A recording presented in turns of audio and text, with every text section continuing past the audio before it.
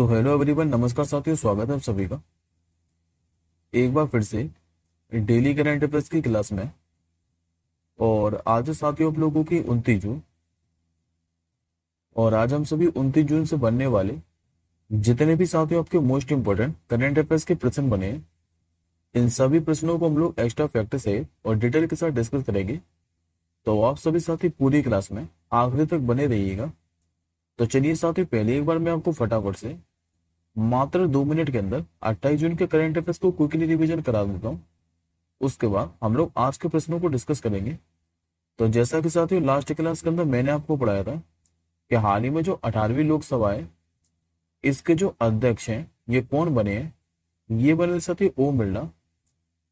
जो नाटो है यानी कि नॉर्थ अटलांटिक ट्रीटी ऑर्गेनाइजेशन, इसके भी जो सेक्रेटरी जनरल है ये कौन बने हैं। ये बने साथियों मार्क रूट। अमेरिका के द्वारा भी किस देश को गैर नाटो सहयोगी ये घोषित किया गया था, तो केन्या देश को। अभी दुनिया के नंबर 1 जो पैरा बैडमिंटन खिलाड़ी है ये कौन बने हैं। इनका नाम है साथी सुहास यथिराज। भारत का जो पहला global centre for enterprises risk management है ये किस राज्य में स्थापित किया है, तो उड़ीसा के अंदर।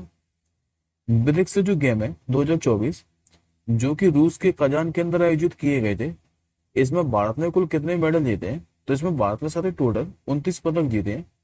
इस 29 पदक में से 3 तो जीते थे साथ गोल्ड मेडल, 6 जीते इसमें रजत पदक और 20 जीते हैं कांस्य पदक। किस राज्य ने भी हर जिले में प्रधानमंत्री उत्कृष्टता महाविद्यालय स्थापित करने की घोषणा की थी, तो मध्य प्रदेश सरकार ने। किस देश के क्रिकेटर जिनका नाम है डेविड वार्नर, इन्होंने भी अंतरराष्ट्रीय क्रिकेट से संन्यास ले लिया है, तो ऑस्ट्रेलिया के। दक्षिण भारत की पहली और देश की सबसे बड़ी जो तेंदुआ सफारी है, इसका उद्घाटन कहाँ हुआ है, तो कर्नाटक के बन्नेरघट्टा जैविक उद्यान के अंदर। इंटरनेशनल जो सोलर अलायंस है, इसका भी 100वां जो पूर्ण सदस्य देश है ये कौन सा बना था, ये बना सकते पराग्वे देश। और लास्ट क्वेश्चन हम लोगों ने पढ़ा था कि जो पेन प्रिंटर पुरस्कार है 2024, इससे किसे सम्मानित किया गया था, तो अरुंधति रॉय को। और साथ ही किस लेखन के लिए, तो अडिग और अटल लेखन के लिए। अब आज का साथी पहला क्वेश्चन देखिए। आज का साथी आप लोगों से पहला क्वेश्चन पूछ रहा है कि अभी वर्ष 2024 का जो राष्ट्रमंडल लघु कथा पुरस्कार है ये कभी किसने जीता है। नाम है साथी उनका संजना ठाकुर। आंसर होगा आपको ऑप्शन नंबर बी। देखिए साथी जो संजना ठाकुर है ये मुंबई में जन्मी एक लेखिका है और इन्होंने अभी प्रतिष्ठित कॉमनवेल्थ लघु कथा पुरस्कार जीता है। अच्छा ही इन्होंने ये प्रतिष्ठित कॉमनवेल्थ लघु कथा जो पुरस्कार है ये किस लेखन के लिए जीता है, तो ये लेखन है साथियों ऐश्वर्या राय लेखन के लिए। संजना जो ठाकुर है ये पुरस्कार जीतने वाली तीसरी भारतीय लेखन है। और इन्होंने कितनी इनामी राशि जीती है, तो 5,000 पाउंड की। अच्छा साथियों तीसरी भारतीय है, तो बाकी की 2 कौन है, तो पहली थी साथियों पराशर कुलकर्णी जिन्होंने 2016 के अंदर जीता था काउ एंड कंपनी के लिए। और दूसरी कौन थी, तो कृतिका पांडे जिन्होंने 2020 में जीता था। अगला क्वेश्चन देखिए।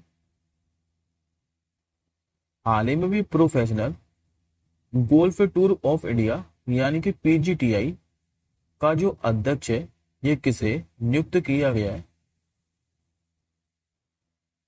नाम है साथियों इनका कपिल देव। करेक्ट आंसर होगा आपको ऑप्शन नंबर सी। दरअसल साथियों जो प्रसिद्ध क्रिकेटर है कपिल देव, इनको भी professional golf tour of India यानी कि पीजीटीआई इसका अध्यक्ष नियुक्त किया है। जो पीजीटीआई है इसको वर्तमान में Tata steel professional golf tour of India के नाम से जाना जाता है। और भारत में स्थित पुरुषों के लिए ये एक पेशेवर गोल्फ टूर है। ये जो professional golf tour of India है ये बनाया कब गया था, तो 2006 के अंदर। नेक्स्ट क्वेश्चन देखिए। अभी भारत और किस देश की वायुसेना के बीच एक अभ्यास जिसका नाम है होपएक्स, इसका आयोजन हुआ है, तो ये साथियों भारत और अभी मिस्र की जो वायुसेना है इनके बीच एक अभ्यास आयोजित हुआ है जिसका नाम है होपएक्स, तो ये आप लोग याद रखेंगे। और ये साथी जो होपएक्स अभ्यास है इस बार इसका चौथा संस्करण है, जो कि 21 से लेकर 26 जून तक मिस्र के अंदर ही आयोजित हुआ है। इस अभ्यास में अगर बात करें तो भारत की तरफ से राफेल राफेल लड़ाकू विमान C-70 ग्लोबो मास्टर और IL-78 जो टैंकर है इन्होंने भाग लिया है।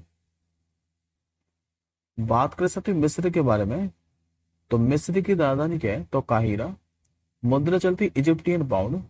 राष्ट्रपति यहाँ के अब्दुल फतेह अल सीसी, जबकि प्रधानमंत्री कौन है, तो मुस्तफा मदबोली। नेक्स्ट क्वेश्चन देखिए, हाल ही में सेंट्रल इलेक्ट्रॉनिक्स लिमिटेड यानी कि जो CEL है, इसको भी कौन सा दर्जा प्राप्त हुआ है। इससे साथ ही भी मिनी रत्न कंपनी का दर्जा प्राप्त हुआ है। आंसर होगा आपको ऑप्शन नंबर सी। जो सेंट्रल इलेक्ट्रॉनिक्स लिमिटेड है यह भारत सरकार का एक उद्यम है और विज्ञान और प्रौद्योगिकी मंत्रालय के जो वैज्ञानिक औद्योगिक अनुसंधान है DSIR इसी के ये अंतर्गत आता है। अच्छा साथियों, किसी भी कंपनी को मिनी रत्न कंपनी श्रेणी 1 का दर्जा कब दिया जाता है, तो कंपनी ने पिछले साल 3 वर्षों में लगातार लाभ प्राप्त किया हो और 3 साल में साथ ही एक बार कम से कम 30 करोड़ रुपए का लाभ अर्जित किया हो, तभी उसे मिनी रत्न कंपनी का दर्जा दिया जाएगा। और अभी वर्तमान में मिनी रत्न कंपनियों की संख्या कितनी है भारत में, तो 63। और वर्तमान में साथी महारत्न कंपनियों की संख्या कितनी है भारत में, तो 13 है। और ये भी साथी मैंने आपको बताया था कि पहले इनकी संख्या 10 थी, लेकिन अभी 13वीं बनी थी ऑयल इंडिया लिमिटेड। उससे पहले 12वीं बनी थी REC लिमिटेड और उसकी पहले 11वीं बनी थी पावर फाइनेंस कॉर्पोरेशन, जिससे अब महारत्न कंपनियों की जो संख्या है ये 13 हो गई थी।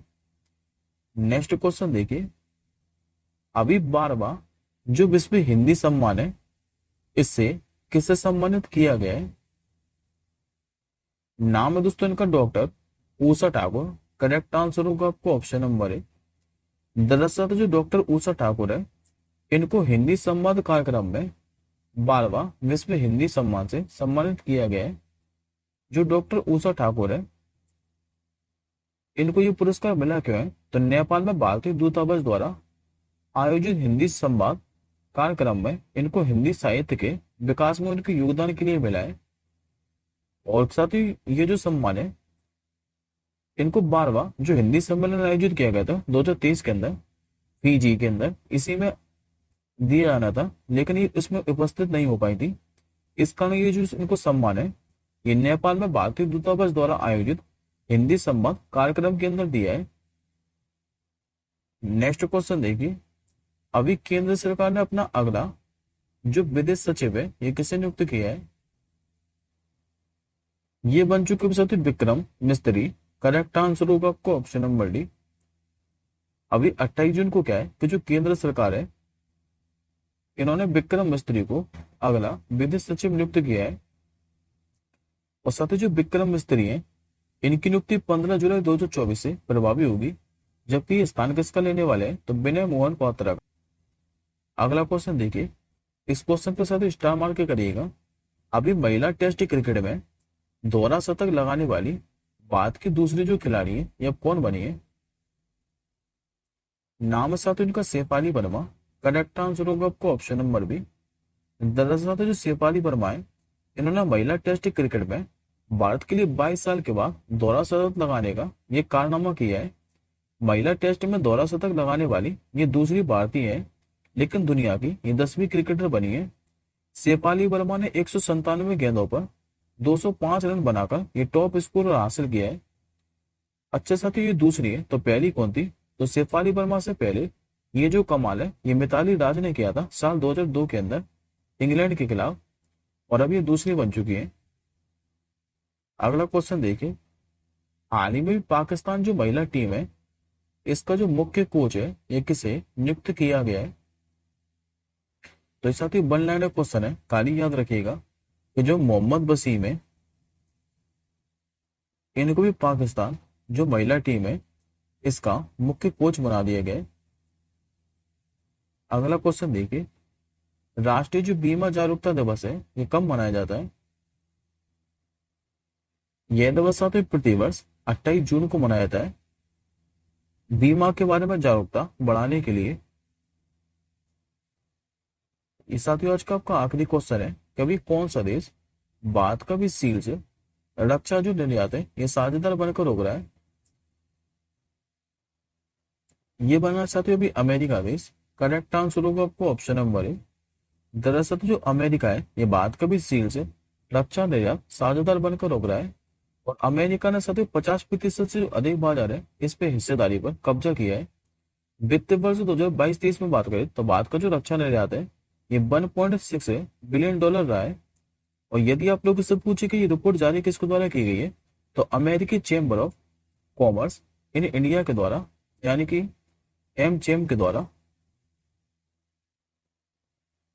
ये आज का आपका क्वेश्चन नंबर डे है कि वनडे में लगातार 200 संयुक्त शतक बनाने वाली जो पहली भारतीय महिला ये कौन बनी है? इस क्वेश्चन का आंसर आप लोग कमेंट बॉक्स के अंदर कीजिएगा। हम जल्दी मिलेंगे अगली क्लास के साथ ही, तब तक के लिए जय हिंद, वंदे मातरम।